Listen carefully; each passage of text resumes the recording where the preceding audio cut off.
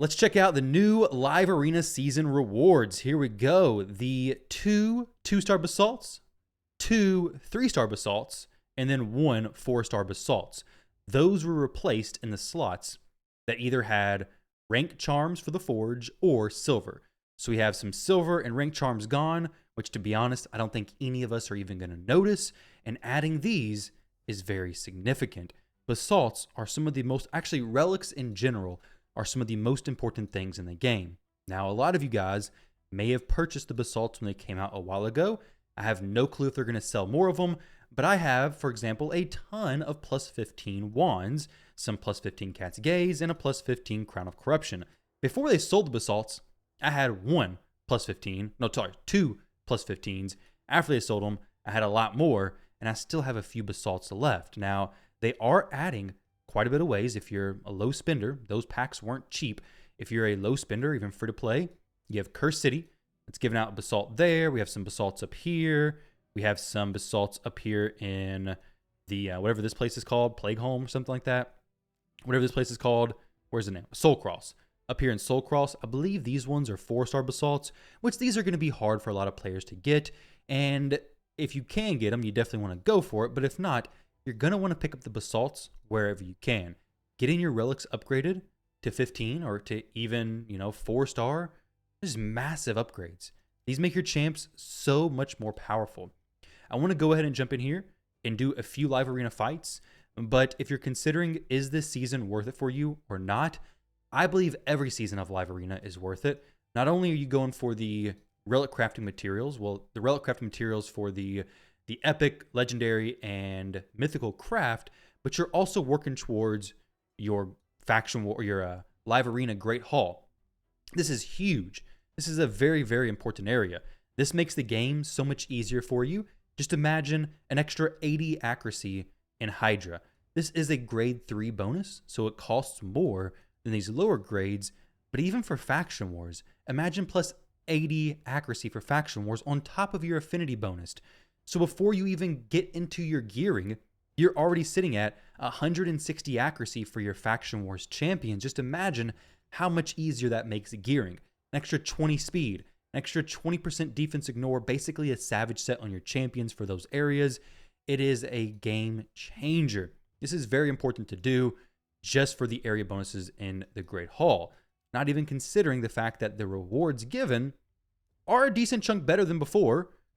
The 100 mythical materials could be, the next harp, which is what I seem to get all the time, or it could be a death dealer, or an infernal polytope, or Volcardiac Heart / Hallowed Hilt. You have a lot of solid options from there for what you could craft. Most likely, you're not going to get anything great, but you're definitely going to get nothing if you don't push live arena. Now, if you're doing the season, you saw the previous fight.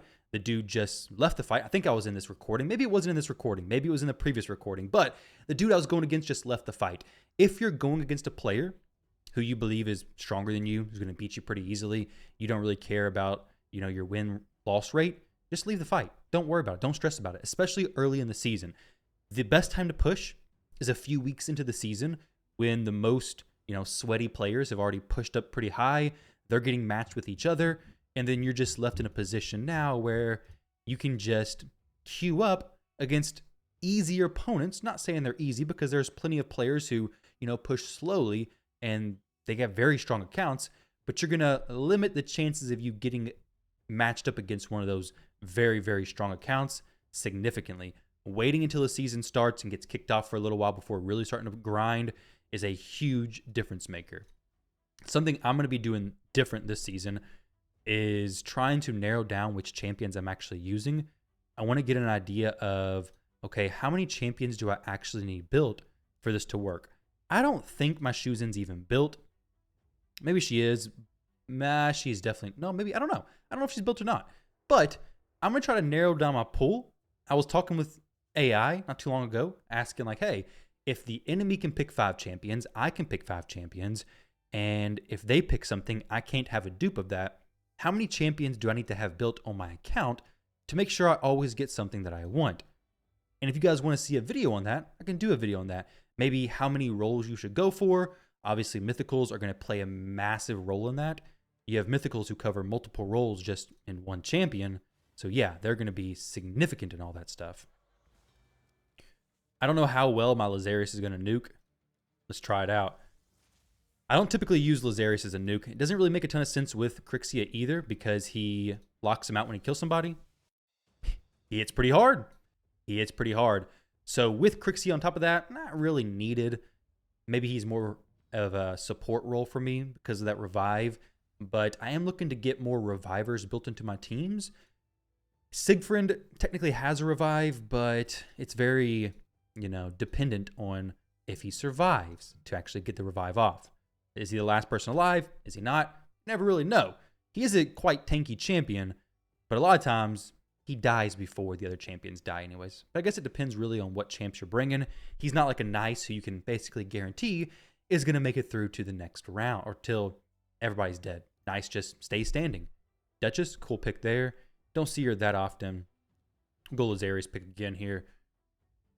But yeah, I want to narrow it down to how many champs do I need to have built in my very best gear. Now that we have free gear removal, you could basically have, your top 15 champs or whatever, 10 champs, 12 champs, 8 champs. I don't know how many exactly it is, but you could have those champions built in your very best gear, which will make Live Arena even easier. So just something I'm considering listing out and brainstorming a little bit better for this season. And then maybe share my picks so that anybody who plays against me knows exactly what I'm going to be picking. But even if they do, I'll have options, okay? They steal this. Well, I can just throw this champion in that support control or control slot, whatever it may be. We have a Fabian there. Obviously, very strong against Siegfried. The chicken, I'll definitely be bringing into more content. Let's throw in Shoes in. We have a Bomber and Lazarius. They have block debuffs there. If something happens and they go before me, that would be a very bad situation. If it was just Commodus, plus 30% speed, we should be faster. Can Lazarius nuke through a Harima? That's going to be a little bit sketchy for sure. We'll steal her turn meter though. Lock him out. All right, so now we're looking at a little bit of a unfortunate situation possibly. Let's go ahead and switch forms here. We'll go for this. I don't think he's going to kill everybody. He doesn't kill everybody. Not a huge deal because we can actually go here. And then I'll just kill the, let's kill the Harima. And then Crixia can just swap forms and do a reset. And then we can maybe buff up. We'll reset the Shoes in as well. This is obviously a very fast team with not a lot of great options for stone skin. I guess it kind of does have a good option for stone skin removal with Lazarius. Going to be weak versus that for sure. I mean, he hits like a truck. But we'll just boost this guy or do the A3. Either one's fine, really. Let's see. All those buffs. Gotta be careful, though. Because when I do this, it's going to kill me if I was to kill the Embreeze. I didn't kill the Embreeze. Okay. I got a feeling this Embreeze is just going to win, actually. Because if I... Actually, no. Let's do this. Let's go turn meter boost. Yeah. Well, now he's going to block revive on my Crixia without a doubt. But my Lazarius is in that first form with the res. Embreeze is a monster, though. He's a crazy insane champion. Does not kill my champion. Pretty cool stuff there. Let's I don't really need to go into the first form there. Really no reason for that at all. I wish I had some heals going on here. Could I get back around to his passive? I don't even know. Let's see. One more turn for the passive to hit again. Dang, that was a big hit. What in the world, Lazarius? You just nuked yourself, dude. That feels bad. Well, he's going to kill somebody now, and that's GG. This is where you want to bring in a Life Harvest blessing, and you'll be good to go. But wow, that Lazarius hit a lot harder than I expected with that A1 ability. GG's to him. But ultimately, guys, Live Arena season rewards are much better than before. Picking up some basalts, it is worth going for. Pick your champions, throw them in here, do some fights. If you can't win the fight, just leave it. Try to do your 10 fights a day, your 5 for free, your 5 from the refill, and then just call it there. Do your 10 fights, push up, hit 1320, do less fights at the beginning, and then save your purchased refills towards the end. Or if you get any from Curse City, save those for a few weeks into the new Live Arena season, and your fights become so much easier. So let me know what you guys think of the new rewards. I like them. I think they're great. I think relics in general are a more long-term play anyways, and it's something you need to pick up all the basalts wherever you can get them, basically. They're definitely worth it. They're definitely something important to get, and if you're not prioritizing relics right now, you definitely should start. The difference they make is significant. When I'm doing takeovers, accounts with relics, significantly easier to work on than accounts with no relics. They've added so much to the game, and you really can't go without them at this point. Wands of Submission make PvP easier. I mean, even Molten Death Bells make things easier. And so does this other relic that has the resistance on it. This one, extra resistance, and this one. These are two relics that I don't care so much about their effect, but the stats that it give are very nice, especially when you're building Titus teams, if you're building anything that you're wanting to push the stats on. This, however, is not good. This is just never good. You don't want this. You don't want this. You don't want this. And you don't want this. But I got them all because my Live Arena season crafts are pretty crappy. But you guys let me know what you think. Thank you very much for watching. I appreciate it. And don't forget to like, comment, and subscribe. I'll catch you on the next one.